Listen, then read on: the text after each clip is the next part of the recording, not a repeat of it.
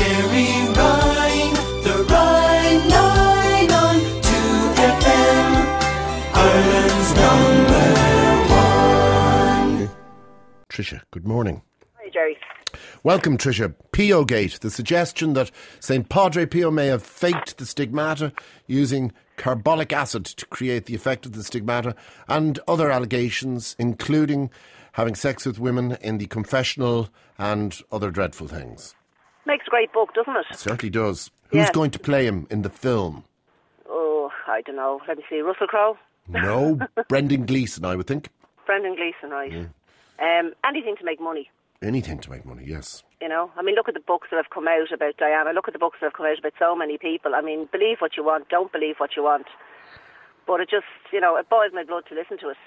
Well, what's your take on Pio-gate? I mean, do you... Well, the only thing, I mean, I'm not a holy Joe by any sounds. You know, I go to Mass, say my prayers, that's it. But Good for you. You know, I'm 40, and when I was 7, I was told that I wouldn't make it through the night. I had burst appendix, and it affected my organs, and I was critical. Yeah. And the only way I know about it is that my parents, for some unknown reason, how they managed to get it, got hold of one of his gloves. The glove of Padre Pio. Yeah, and I was told that as a result of it, I was given, well, I wouldn't make it through the night. I survived. I was told afterwards I would never have any children.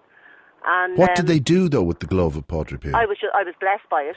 I'm blessed by, I don't know, I think it was Franciscan for all I know. I don't remember any of it because obviously it would have been a Franciscan. I think that's he's a friar of that, or he was a Franciscan friar, wasn't he? How do I think it's Franciscan? Yeah. Yeah, but the only thing I know about it is my parents were told it wouldn't make it through the night. In fact, they probably gave me less than an hour. And obviously, and living proof is the fact that you're here live on the air speaking to me this Thursday morning at 11 minutes past 10 o'clock. You did make it through the night, and you had children. And did the glove of Padre Pio have an effect on your fertility? Well, I suppose, let's just put it this way. I was told I wasn't going to have any kids, and I have 12, so I don't think there's much wrong with me. No, obviously you've got children. You know, and at the end of the day... How many children have you got? 12. Padre and Pio? No, none of those. None of those names, no. But yeah, you know, it's just, you can believe what you want. Well, I mean, obviously it's a very good reason for you believing then, isn't it? Yeah, it is. It's a reason. As I say, like, it's not, I don't go out spreading the word and doing, you know, I'm not a holy Joe, but, you know, I'm a firm believer in it. And, you know, miracles do happen. As far as I'm concerned, miracles do happen. And, you know, what do? You know, people can go and they can write their books and they can say he was the biggest womanizer that ever walked the earth. I'm only saying my story, and at the end of the day, would it make any difference, though, the allegations that he had broken his vows, poverty, chastity, obedience, and of course the obsession in society and in the Catholic Church is the chastity vow, of course. That's the one that they like to focus on the most. Would it make a jot of a difference if he was having sexual intercourse with women? At least, Gerry, the suggestion that it's women, at least. Well, they're going to make suggestions no matter what, and I think what we have to do is look at the Catholic society in general and look at the priests and realise they are only human beings. Yeah. They're going to make mistakes and they're going to fall down no matter what people say. I mean, you know, every single one of them are not going to hold their vow of chastity, and look, they're human. For God's sake, they're human, and we have to respect that in them. Yeah, indeed. You know, and so what? If he made a mistake, so what? So what? In the confessional, though? I don't know. I mean, I don't believe it myself, but then that's just me. I don't believe it. You don't want to believe it? It's not that I don't want to believe it. I just don't believe it. Yeah. But if it is a case, if it's proven to be true, well, then obviously I have to believe it. Yeah, sure. But how would you know, though? How would you prove it unless there was a woman who was willing to testify and say, it was I? Exactly. You know, and I mean, these people are all out to make money no matter what. I mean, books make money. That's why people write books. And at the end of the day, if they make their money well away on them, I'm happy for people making money, but it's not a very nice way to go about it if they don't have concrete evidence. Yeah. He was a Capuchin friar, by the way. I've been appropriately corrected by one of the listeners there. Well, no, I didn't even know that. So, not a Franciscan, a Capuchin. Actually, I think I was in the village where he lived, and there was a mass taking place there one morning when I was there with my wife and I think one of our children, or maybe even two of them. And a procession was led by the priest from the church into the village and back up again. But it was very beautiful. They paved his way with rose petals. And listen, it's nice. You know, it is so nice to do that. I mean, don't they do it with Mother Teresa? You know, they've done it with so many other people. Why are they just slamming this man? Of course, I have the claim of having ridden beside the relics of Sister Therese, Saint Therese, in the reliquary. You got something out of it, regardless of anything else. If it was only just a niceness of being there, maybe a small sense of spirituality. 28,000 people greeted the reliquary as it came into Malahide. It was amazing. So why are these people out to condemn? I mean, we will see in future times, no matter how long it takes, we're going to see something coming about Mother Teresa as well. You know, and I think they wait until they have, I don't know, a good story. That's the only way I can put it. And then they like to condemn these people. You know, I mean, there have been proven miracles at the end of the day. No matter what. Here's somebody who would agree with you entirely. Stuart, good morning.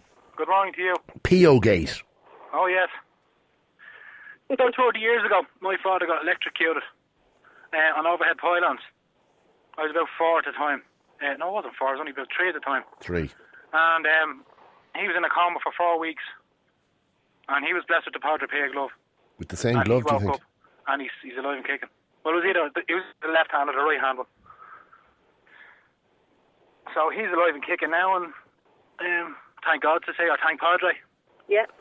You know, I'd vouch for that big time. Yeah. You know, I'll vouch for it, and you know, to my dying day, I'll turn around, and if people send it to me, I'll tell them the story. Absolutely. And they're taking a bite by it. And Stuart, did you witness the use of the glove on your father? With the use of the glove, no, I didn't. My mother always told the story. Yeah. Where did they get this glove? How did they get their hands on this glove? I think it used to be in a church or something. In Ireland? I think it was a church in Dublin, as far as I know, and they were able to get it on certain circumstances. Yeah, my father was he was in James's Hospital, I think it was. Yeah. The old James's Hospital. And if it was around there, I'm not too sure. I was only 2 or 3 at the time, but I always remember going in to see him when he was in. And what can you remember anything about him? Was he in a coma? He was in a coma. I only remember going in to see him when he woke up. When he had a cage around him. Because they had to keep him locked up. Not psychologically. Not for psychological reasons, but just for safety reasons. He was falling out of bed because he got a fair old whack from the overhead wires. 20,000 volts or something went through him. Now that's not like a whack off your kettle if you stick water on it or something like that. Or on your plug top. No, that's substantial. That's substantial. He was fried. He was brain dead, apparently. And he got blessed with the glove, and as we said, we're blessed to have him today. And Stuart, was it instantaneous? Did he come back instantly? No. People have always said that he's not the same man he was when before he had the accident. It's different. Yeah. But as far as I'm concerned, he's the man I knew was my father. Yeah, no, absolutely. Yeah. You know? It's better than being dead, anyway. Well, absolutely, you know. Absolutely. Yeah. Fascinating, and Tricia, thank you very much indeed as well. Okay, Gerry, thanks. Fascinating. Anybody else if you've stories like this, of course, it's always useful in our investigations to use actual witness. One summer evening, drunk to hell, I sat there nearly lifeless. An old man in the corner sang where the water lilies grow, and on the jukebox Johnny sang about a thing called love. And it's how are you, kid, and what's your name, and how would you bloody know? In blood and death, 'neath a screaming sky, I lay down on the ground, and the arms and legs of other men were scattered all around. Some cursed, some prayed, then cursed, then prayed, then bled some more. And the only thing that I could see was a pair of brown eyes that was looking at me. But when we got back, labelled parts 1 to 3, there was no pair of brown eyes waiting for me. And a rope, and a rope, and a rope, and I'll go for a pair of brown eyes.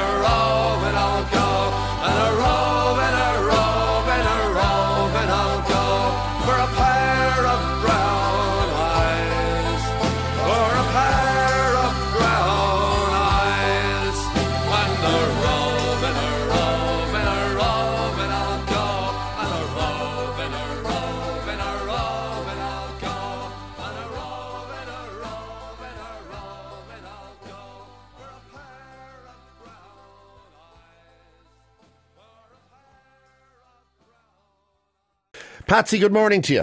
Good morning, Gerry, and how are you this Very morning? good. Welcome. Learner drivers. Learner drivers is right. Do you want me to give the details, first of all? Yes. Are you ready?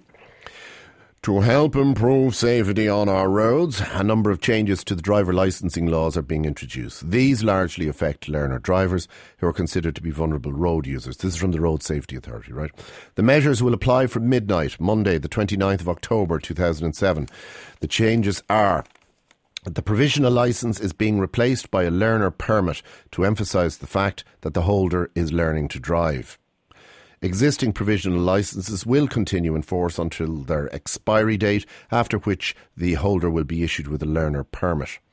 A holder of a second provisional licence / learner permit for a car must be accompanied at all times. The accompanying driver in respect of any licence category must hold a full licence for the category for at least 2 years. From the 1st of December 2007, a learner motorcyclist must wear the letter L on a yellow fluorescent tabard.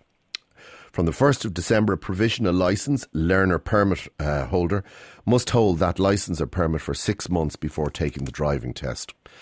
So what does that tell us now? Does that tell us from Monday, midnight Monday night, that no learner or learner license, no provisional licence holder or learner permit holder can drive unless they are accompanied by a driver who has a full licence and has held that full licence for 2 years? It would seem to be the case. It does seem to be the case, Gerry. And I'm just concerned at the moment because, I mean, my son, who's 27, who's been driving for just a little over 12 months, maybe 14 or 15 months, how is he going to get his job and get home from his job? Because he needs his car actually to travel to work because he works shifts and there is no public transport. Well, I mean, that is... That is the case. That is the case. That's absolutely the case. Now, what they're going to say is they're going to turn around and say, well, you know, in most other jurisdictions throughout the entire world, you are not allowed to drive until such time as you have a full licence. Now, I'm trying to think of America, where they actually do have high school training programs for children, which is something we're going to have to start considering here to teach them how to drive. In America, can you drive without... Can you drive with a provisional licence? Do they have any such thing? They don't. They have a learner permit, don't they? And you have to drive with a qualified driver before you actually take your test. So almost all other jurisdictions have this law. Problem is, in this country, it has never been enforced because it wasn't enforceable, because of the backlog that seems to have been in existence for several decades in relation to the test itself. So on Monday night, there are 420,000 learner drivers. What happens to them, including your 27-year-old fella? I'm not quite sure, Gerry. I mean, am I going to be taxiing them in and out to work? Well, the problem is that the really big problem, whatever about being stopped by the guards, right, and getting points put on your licence and maybe fined, right? Nobody wants that. It's not good. But if he was in an accident, we're now being led to believe that the insurance companies will not stand by him. Now, I have to say, I'm pretty shocked by that declaration, because I would have thought that was an entirely unsafe approach by the authorities and the insurance companies. But that is probably going to be the case. Well, they know taking him on that he was on a provisional licence, so I don't see how that could stand up. Well, I think what they'll say is that it's illegal. Well, it wasn't illegal when they actually were insuring them. Well, they'll say it's illegal now. It's illegal now, and they'll notify you that we can't continue to cover you unless you are complying with all aspects of the law. And the law states that he has to have somebody with him in the car of 2 years' experience with a full licence. Yeah, well, but do you think that there's any possibility that they're going to be able to police this? I haven't heard what An Garda Síochána have to say about it. Well, there's not enough police to police what's going on in the country at the moment. Never mind trying to police this now.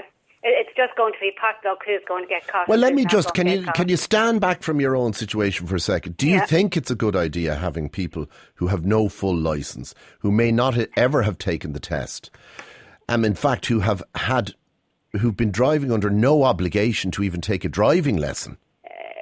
out on the roads? I don't think it's a good idea. I think we should all pass our test before we get onto the road somehow or another. Yeah. Listen to this text as well, Patsy. It's from a guard in Dublin, right?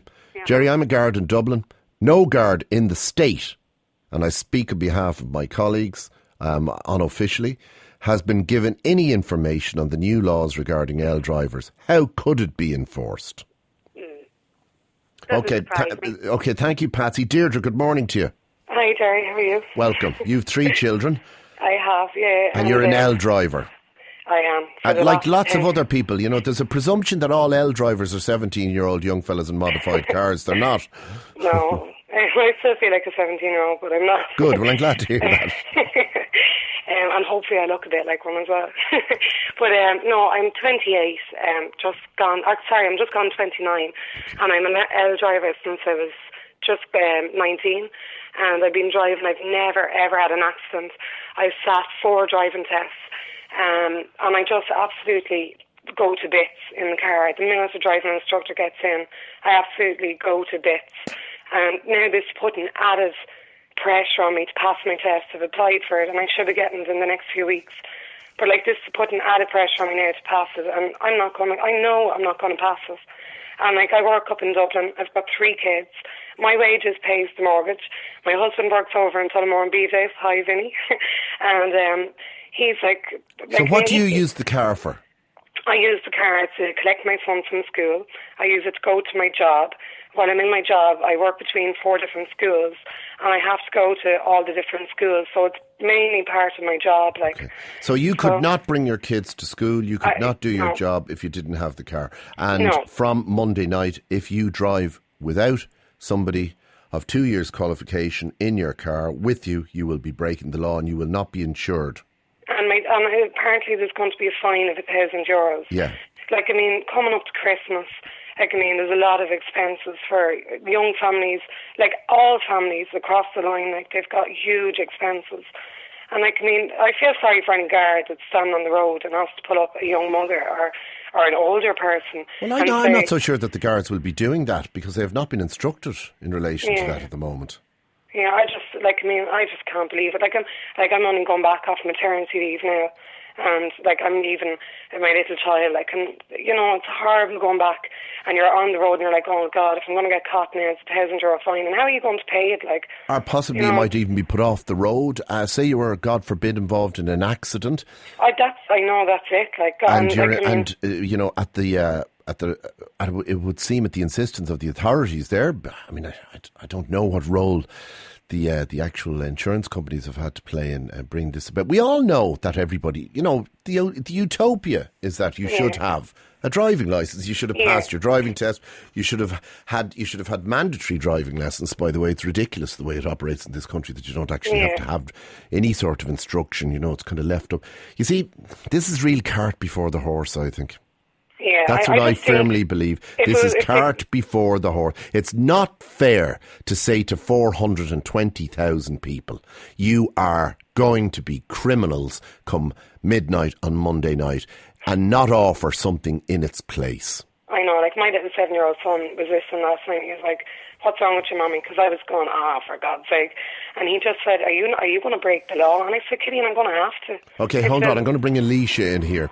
Yeah. Alicia, you disagree with Deirdre? Definitely. Okay. Why? To be honest, I didn't even hear what she was saying. Well, she's a mother of 3. She has failed to pass the driving test because she goes to bits when she actually does it on 4 occasions. She needs the car to bring her kids to school and her job. She travels from one school to another in her job. Her salary is the one that pays the mortgage. Come Monday night, she'll be illegal. But sure, there's other people like that as well. Just because your nerves get heavy. No, but what do you say to her? Feck off. I think you should pass your test. It's just, I learned to drive in England, and it's the way it's done. You wouldn't even think of getting into a car without a full licence or somebody next to you. We just wouldn't think of it. Well, you see, we've been thinking of it for a long time in this country, and now they're telling us over the space of a bank holiday weekend that's got to change. Maybe it's the way to do it. Sorry, go on. No, I do think, I 100% agree with the government. People should they should be able to drive on the road. Yeah, but I take do Alicia's point 100%. though, Deirdre. You can't. Will you ever pass the test? I don't know. Like my mum has asked me to go to the doctor and see can I get something. But if I'm not a big person, and if I take a Valium, it's going to blow my head off. I'd be like high into my test, like. And I don't know what it is about. I just freak out when it comes to the test. There's nothing wrong with my driving. I'm driving 10 years. I've never even come close to an accident. I've never got a scratch on my car. If you look at my car, it's like a brand new car. Have you ever had any driving lessons? I have, and the last driving instructor I had wet himself laughing at me. He was just like, "You're so funny." He said, "You're so bubbly, you're so confident." He said, "I don't believe you." He said, "No way." So he sat behind me when the driving instructors came out to the car, and my driving instructor was being tested. So not only did I have my driving, the guy that was testing me, I had someone that was testing him as well. So I really fell to pieces. So my driving instructor, the guy that I got the lessons off, was laughing at me. He was putting thumbs up, and he gave me this thing over herbal shot to take to relax you. And he said, just have a couple of drops like on your tongue. And I drank like probably about half the bottle, and I was still shaking. I'd come out in sweats. Alicia, now you would not get into a car until such times you'd got your full licence. No, I was doing it, and I had 26 hours of lessons, and that's all. And I got in and passed the test, and then I wouldn't even think of going out on my own. You see, the difference is that here, for the past 20-something years, possibly even 30 years, this has not been the case. And is it fair to ask 420,000 people to change over the weekend? I think it should be maybe staged process. Yeah. But not immediate, I don't think. OK, well, I'm going to leave you both. I'm sad for you, Deirdre. God help you. Alicia, you're obviously right. You're the adult here. And good morning to you both. 1850 715 815. Hello, good afternoon. You're very welcome to Liveline. It's here, folks, it's here. The Knob Nation album is out now. It's on the streets. I can even see it here on my screen. All the knobs are lining up to talk to Joe about the release of the album, see if they're on it or not. Bert, you heard? How are you doing, Joe? Go on. Well, I'm delighted the Knob Nation album is out today. Obviously, I'm not here to blow my own turnip, but I think I'm definitely the biggest knob on the album. And the Kenny. Joe, the Taoiseach is some cheek coming on the airways. Shut up, and Kenny. he banned from the Knob Nation. You're banned from the Knob Nation, Lord Taoiseach. I saw it in the paper. You're the smallest knob, Kenny. Michael Twee Higgins. I'm against it, actually. How come? I think it's appalling, filthy, disgusting, pornography. All the smut is featured on there. I think it's absolutely revolting. But Michael Twee, you're on it. The most beautiful piece of art I've ever come across. Senator David Norris, you're on it as well. Go ahead. Oh, yeah. Get your knobs out for Ireland. This is going to be the best album ever. Knob chicka wow. A new member of the Knob Nation family who put out albums himself is on the line. Christy Moore, go ahead. How's it going there, everybody? Christy Moore here, going down there to the Celtic North on Nassau Street with a bag of Denny's sausage in my arse pocket, an old batch loaf and a tub of Kerry Gold butter, and the old Taro Chris and a bag of Praties, queuing up there all night with a bottle of yacht play in my back pocket as well. Give us a song, Christy. Oh, get your knobs out for Ireland, from Kilchima to Monaghan, HMV on Grafton Street, the knobs are in your town. Go on. Oh, Knob Nation album. This is better than Funny Friday. Knob Nation album.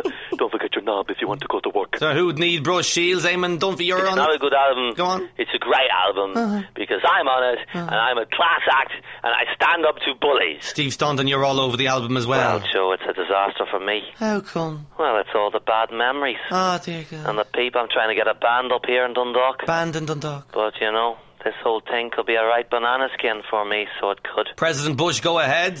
Greetings, John. It's Joe Duffy here, President. My name is W. No, I'm saying my name is Joe, not that your name is Joe. Okay, that's okay. Okay, you can call me George. Oh, dear God, forget about it. Mick Lally's on the line. You're the Glen Road sketch as well. What do you think of it? Holy God. Eddie O'Sullivan. How's it going, Joe? Is it good or bad news? What do you mean? Well, am I on it? Well, of course you're on it. Oh, jeez, Joe. It's okay. What about Ronan? Is Ronan mentioned on it? Am I talking about... You mean the gambling? Oh, don't even say it. Don't even say it out loud, Joe. No, I don't think it is, Eddie. I mean, I think it's fair to you, okay? That's good. Okay, I'll buy mine, so I'll buy it. Good man. Dobbo from the newsroom, go ahead. It's raining knobs. Oh, dear God. Yes, the Knob Nation newsroom are very excited about the release. Plastic Sheeting, Jim Fahey, Kieran Maloney, all featured, talking about the summer washout. So go on, get your hands on the knob. What? Sorry? Oh, I didn't mean to say it like that. Moving on, some people not very happy with the album. Matt Cooper, go ahead. Oh, it's me, Matt Cooper. Am I on the album, am I? No. Am I now? Am I? We couldn't stand your voice. Ooh, Definitely not. Me, Matt Cooper, banned from the Knob Nation album now, aren't I? Aren't I? Another snub for TV3. Get rid of him, get rid of him, get rid of him. Who's next? Who's next? This is Paul the Hack Williams of the Sunday World. Go ahead. Here to expose the new scum to terrorise Irish society. Knob Nation, the album. This criminal gangland type thing. Paul, you're all over the album. You're on it. Is probably the most exciting album launch of the year, featuring Paul the Hack Williams. Knob Nation, a real Irish album. Gerry Ryan, go ahead. Fantastic, Joe. Go on. God, I'm so excited, Joe. It's fantastic. Yeah. Operation Transformation, Operation Knob Nation. What a week. What a fantastic week. Fantastic. I just got my invitation as well for to the release. Knob Nation launch in the Knob Inn. Brilliant. Very excited. Yeah. Crosby is on to me. Harry Crosby, he wants in. Can't let him in, Joe. Can't let him in. No. No. Knob Nation. Go on. I love saying that. Hello? Who's this? Gerry Adams. Well, with respect, I don't know anyone of that name. It's P. O'Neill here. Code word, carry gold. Go on. You have 5 minutes to buy the Knob Nation album, or else. You heard the man. Get out there. Get the knobs out for Ireland. I'm going down to the streets to buy me own. Go after to you. 19 to 92. The Gerry Ryan Show, Monday to Friday, 9 till 12 on 2FM. Absolutely, yes. Anne, good morning to you. How are you? I'm not too bad, Gerry. How are you? Very good. Well, I'm banjoed, actually, to be honest. It's a real Irish one, isn't it? I'm not feeling too well. Yeah, but I'm probably better off than you were on Saturday night. Indeed. Or was it Friday? No, it was Saturday night. Saturday night. What happened to you? Well, I was out down the country. I was in one of the towns there in the Midlands, and I got separated from my friends in a nightclub, and I left there probably about 3:30, 4 o'clock, and decided at that point there was no taxis, and Longford, or the town is basically renowned for being quite bad for taxis and things like that. So it ended up, I started to walk out the main street actually on my way back, which is another town, which is probably a good 12 kilometres away or more. And couldn't get taxis, rang 11850, and they gave me all the taxi numbers they could get. Kept ringing those numbers, they were all switched off or not answering. And where exactly were you at this point? Were you outside the town? Were you in the town? Were you on the high street? I was just on the main, it's a big main national road, like there's no pavements or anything like that on it. So what happened was, I rang, obviously none of the taxis would answer or take my call, so the next thing I rang the guards to ask for their help, because obviously I was on my own, a single girl walking home, and I was actually worried for my safety. I mean, it's, from that point of view. And the first couple of times they were helpful enough, they gave me more taxi numbers and things like that, but the second, or the third or fourth time, by the time I rang them, I asked them, I said, look, I'm very concerned for my safety. I said, is there nothing you can do? And, what, you want them to come out and collect you? Well, were you pissed? Slightly, I'd say. I was slightly inebriated. Were you very pissed? No, definitely not. We were able. No, I'm just trying to establish how much at risk you might be. Yes. I mean, were you falling over pissed?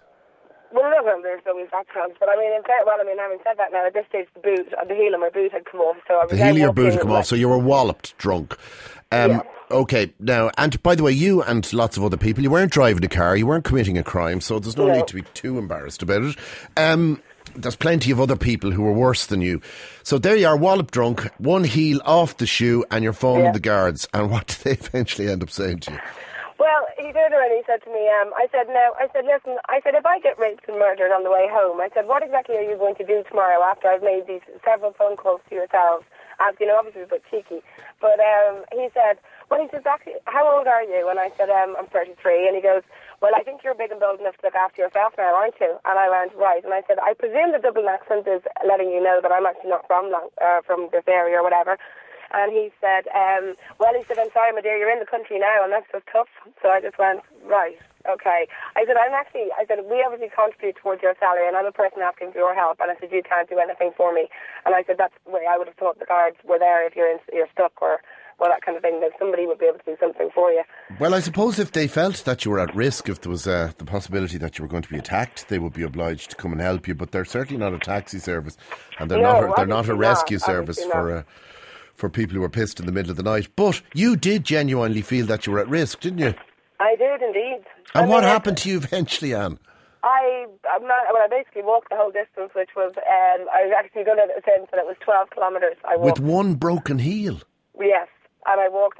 You wouldn't even believe the pain I'm in at the moment. But I walked. What was it? It took me. I think I was walking from. It must have been on and off, like obviously stopping for a small break, but on and off. I was walking from. It must have been about 4:30, and I think I got back to the house at 9:15. And what sort of terrain did you have to?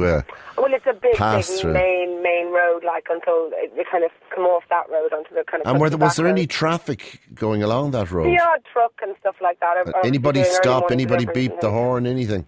No, not a peep. Not a peep. So it's very strange, and I just don't know. I mean, at that stage when you're certainly, I mean, it's more of a, I mean, I think being from Dublin, I know, like obviously there's taxis, there's so much more taxis, and you would never really end up in a situation like that. But I'll be devil's advocate here, okay? Mm-hmm. This is the equivalent of one of my teenagers ringing me up and saying, can you come and get me? And I go, well, you were meant to be in at 2:00. It's 3:30 now. Yeah, but I'm, and I'm going, well, you should have made your plan. This, by the way, is an absolutely, totally real reconstruction of a real conversation. You should have made your plan. You should have been at the taxi rank, made your plan in advance, booked the taxi ahead of schedule. I know. Now, I'm talking about teenagers, Anne. You're 33. I know. You would think I had more sense. Yes, absolutely. Absolutely. On the other hand, you know, you probably could have gotten yourself into big trouble. You could have. And that's the more of the concern about it. It's not, it's just, I mean, it's nearly funny now. I mean, obviously. I know it's not funny. I'm sure there was nothing funny about walking home in the nick that you were in with the heel broken and everything like that. And also being reasonably afraid that something was going to happen to you. But you've got to understand. Can you imagine in or around that area there were probably fellas being shot, people actually being attacked, and they were dealing with those calls before they got to the girl with the broken heel from Dublin. They wouldn't have a huge amount of sympathy for you. Is anybody having any sympathy for her out there at the moment on the phones? Anybody? Texts flooding in, sympathetic to her? Are there? That's what I would like to know. That's all I want to know. All right. Where were your friends is what the rest of them are saying. They were all at home in their beds, I'd imagine. Oh, God. Well, with friends like that, who needs the guards? Absolutely. And how are you now? I'm fine, and not a bother. A little bit. And will this ever happen to you again, Anne? No, it certainly will not. No. Here's to your credit. You weren't driving a car, okay? No. You hadn't found yourself in a bizarre situation where you were in a party maybe with a bunch of head cases who were firing up the crack pipe and getting ready to take your clothes off. So at least you had some sense there. Don't do it again, please, said Uncle Gerry, okay? Okay. Or if you do, give me a buzz and I'll bring you home. Okay. Good morning. Thanks a lot. Bye. Nobody's going to have any sympathy for her. I wouldn't think so anyway. But, you know, there is don't for a minute underestimate the possibility that she could have found herself in a very dangerous situation. I mean, it's a selection of things that could have happened to her. One, she could have been a stagger from one side of the road to the other, the heel broken. I mean, you know, you've seen it, everybody. Even many of you listening this morning were that soldier this weekend. You get knocked over on a country road. I mean, that's a no-brainer. That can happen in the blinking of an eyelid. Number two, dodgy guys see an attractive young woman from Dublin or from wherever staggering along the side of the road. She's in trouble. Hey, do you want to get into the car? And next minute, things can go very, very wrong after that. The worst thing, obviously, rape, murder, sexual assault, physical attack. The least of those horrors, just being frightened to death by the intimidation that you might be put under. Or then you could find yourself back at a party. The number of these stories that we've heard is like, it's ludicrous the number of times we've heard stories of young women who find themselves separated from their pals. Then, why don't you come with us? We'll bring you home. But first of all, we're going to drop off in Shawnee's house, and then we're all going to have a bit of crack, and then more trouble, more possibility for tragedy. So there is a huge possibility to get yourself into trouble, and some very serious trouble, life-threatening trouble and life-altering trouble. But at 33 years of age, you really do have to ask yourself, who's responsible? Is it your mammy and daddy? No. Is it your friends? Not really. I mean, not great friends that would go off and leave you like that, but however, it's not really their responsibility. Is it the guards? Well, to be honest, unless you are actually being threatened, no. Whose responsibility is it? Well, it's yours, really. Now, here's a text, 51552. She was doing something illegal. She was drunk on a main road. Is that illegal, is it? Is it illegal to be drunk on a main road? Really? Lorraine, do you think so? Where would that leave us then? A danger to herself and to others. The dope, says one texter. Oh, tell her to get off the line and cop on to herself, says another texter. Wasting the guard's time. Tell her to arrange her way home like everyone else does. Yeah, but not everybody gets that together.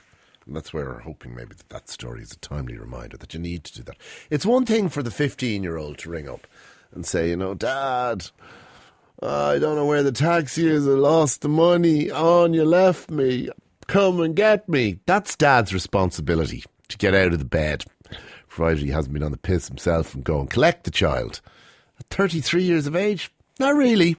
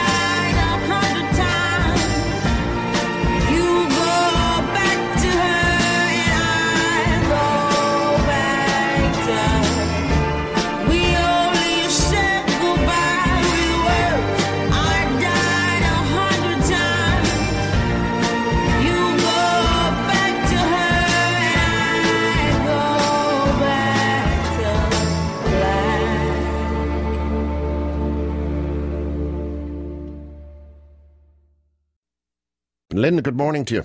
Hi, Gerry. How are you? Nice to talk to you. Yeah, likewise, good to have you. Well, they were throwing firecrackers at your house. They were showing firecrackers at my house, and I've got 3 young kids from 3 down to 8 weeks. Now, we have had some trouble in the past throwing eggs and stuff at the house. So last night, my husband went out straight away and caught one of them by his hoodie. And I rang the guards straight away, and the guards came out and they told my husband that he'd be lucky if he wasn't prosecuted for detaining the young fella. Oh, really? Yeah, not that, never mind, they were doing, and one of them actually had 2 dozen eggs in his hand. So I was like, they were hardly going baking cakes or anything at that stage, you know, so... Yes, baking cakes, whipping up omelettes, pouring pancakes. I just don't understand how my husband could end up coming wrong on this after having to paint the house already. And was your husband being gently advised this, or was this, well, hold on a second, the real issue here... hold on a second, yeah. ...is in fact you detaining this young man? Absolutely, yeah. This fine, upstanding young man, this paragon of virtue, this potential giant amongst the citizenry with his 24 eggs and his hoodie. That was it, yeah. That was it. And was anything said to the young fellas who were about to plaster your house in egg? They did take him off in the squad car, all right, but I don't know, did they drop him at the end of the road or what? But I doubt they did that. Yeah. No. But basically my husband was told they'd been in contact with him today. That they'd be in contact with your husband? Today, yeah. Over what they're going to do to the young fellow, over what your husband did? Because my husband shouldn't have detained him. That's ludicrous. Yeah, absolutely, yeah. I mean, if the guy was about to commit a crime or a public order offence, right, which it sounds like he was, and your husband prevented him from doing that and was detaining him until the guards arrived, your husband is legally entitled to do that. Yeah, they said that he wasn't. And when I rang the guards, I asked them, would we bring him up or would they come out? And they said that they'd come out. Well, of course, this is one of the big problems in relation to... those, people who rob out of shops, and pickpockets. You'll find that supermarkets and stores are very wary about taking people into the back room and holding them until the police come for that very reason, because of false imprisonment. Yeah. And false imprisonment is a crime, and you can be done for that. But if you believe that you have... you have an obligation to stop somebody committing a crime, whether it's against your property or somebody else's. Well, I think legally you would be entitled to detain them until the guards came along. Well, I think so as well, because the older child was getting quite scared, of the firecrackers going off outside the front door and things like that. Were you saying that you'd had to paint your house once before because of this? A few weeks ago, yeah, they were throwing eggs at the house. So we've had the house painted already. And are these children that live close by? They're from other estates, no. They're from other estates. So they come back into your estate to have a bit of fun tormenting you? That's it, yeah. Exactly. And have they singled out your house, Linda, or does the rest of the estate? No, it just seems to be an estate now. That just seems going back to years, it was an estate that was well thought of, but in the last few years now, it just seems to be going down an awful lot. Where is this? In Killarney. Where? In Killarney. Killarney. Yeah. What's the name of the estate? Woodlawn Park. Woodlawn Park. Yeah. And you're getting guys coming out of... What would the estates be where they're coming from, do you think? Last night now was from Pinewood Estate. From Pinewood Estate? Yeah. Coming into Woodlawn? Yeah, and which is at the other side of the town. And I presume what you would like is if a border was put up between you and Pinewood and the guards actually stopped them coming in. Us as well in here, Oh yeah, no, I agree with you entirely. I can understand where you're coming from. Yeah, it's absolutely ludicrous. And for those of you who are wondering what the fuss is over a couple of eggs, egg thrown at concrete or at plaster or at even a painted wall, when it dries in, trying to get it off is nigh on impossible. You'd have to steam clean it off nearly. Yeah, it is. It just doesn't It's very, very difficult, not to mention the horrible smell and everything that it leaves behind. It's also the indignity of the experience, to have your home egged. That was probably more my problem at the time. It's a huge... The lack of concern or sensitivity towards your space is really awful. And what are these young fellas like? What was their reaction when the guards came along? Oh, they were in hysterics laughing. They were in hysterics laughing? Yeah, it was absolutely hilarious to them. And I won't repeat what one of them said to me. What did he say to you? I won't say it at this hour in the morning on the radio, to be honest. Why? What did he intimate? Suck my thing, bitch. God. Yeah. So, it's just not nice, I just don't think there's any... I think it's all the parents' fault. Well, I didn't believe that in the past. And it's not until you get your own children that you realise that, when you don't know where they are, when you don't attend to that issue appropriately, efficiently and consistently, that's when the problems start. And it can happen to any family. Obviously, some families seem to be more at risk of it happening to them than others. But you're absolutely right. How old would these kids be? They're maybe 12, 13. Yeah, well, why didn't their parents keep an eye on them? Why didn't they find out where they were going? 10 o'clock. And what happens then when, when the guards arrive back with the young fella to the house? You see, that's what I was wondering last night. What was the reaction? I suppose it was my Johnny wasn't doing it anyway. It must be a mistake, I suppose. Yeah, and that's an inevitable reaction. We all have that reaction, but you have to get over that and get to the inevitable conclusion that your Johnny did do it, and that you've got to deal with that yourself, and you've got to try and make sure that it doesn't happen again. Yeah, that's it. Well, I'm sorry for your trouble, and I'm sorry for the people of Pinewood as well, because they're obviously getting a negative image painted of them this morning, and maybe if there's any of them listening there, they'd like to give us a buzz on 1857 15922. Do you have a problem with the children in your area, in Pinewood and Killarney? Because certainly the people in the neighbouring estates seem to think that you're not actually doing your job as a parent or as parents, and they'd prefer if your children stayed at home in Pinewood, really. And even the children from Woodlawn as well, I would appreciate if they respected the other residents in the estate. Yeah. Has Has it gotten very bad there, has it? It is quite bad, yeah. It is quite bad now, to be honest. And is there much of a community Garda presence, is there? No, it's not. Like, I know if we didn't have him here last night, and if I had to ring the guards, we would not have seen them. It wouldn't have been a priority for them, I'd imagine, that they wouldn't have come. No, probably not, in fairness. But they probably don't have that many guards there. But I just wouldn't like my husband to come out the wrong end of this, and the house is being vandalised. I know, it would be ludicrous if your husband ended up being charged. Nothing happened to them. Yeah, wouldn't it? Would. Yeah, ludicrous. All right, Linda. Okay, thanks, Gerry. I'm sorry for your trouble. Okay, thanks and very to the rest of the people in Woodlawn, please keep an eye on your kids, and more particularly even those in Pinewood. Really do please keep an eye on your kids. Gerry